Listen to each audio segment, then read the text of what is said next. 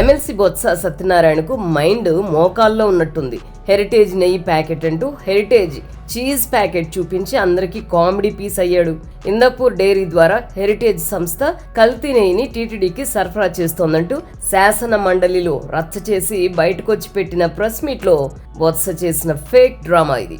అసలు ఇందాపూర్ మా సంస్థ కాదు అంటూ ఇప్పటికే ఇందాపూర్ విషయంలో క్లారిటీ ఇచ్చింది హెరిటేజ్ సంస్థ. అయినా వైసీపీ నాయకులది అదే అసత్య ప్రచారం. ఇందాపూర్ డైరీ నుంచి కేవలం చీజ్, యూహెచ్టీ మిల్క్, ఎస్ఎంపీ పన్నీర్ మాత్రమే హెరిటేజ్ కొంటుంది, నెయ్యి కొనదు, ఎప్పుడు కొనలేదు కూడా.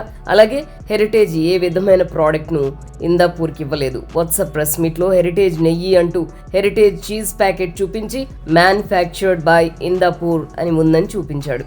హెరిటేజ్ కంపెనీ చీజ్ ప్రోడక్ట్ ను ఇందాపూర్ నుంచి తెస్తుంది కాబట్టి ఆ చీజ్ ప్యాకెట్ మీద మ్యానుఫ్యాక్చర్డ్ బై ఇందాపూర్ మరియు మార్కెటెడ్ బై హెరిటేజ్ అని ఉంటుంది.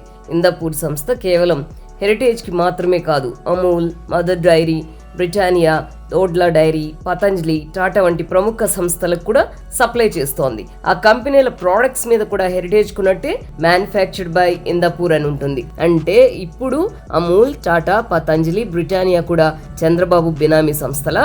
జగన్ తెచ్చిన అమూల్ కూడా చంద్రబాబు బినామీ అని వైసీపీ వాళ్ళు ఒప్పుకుంటారా?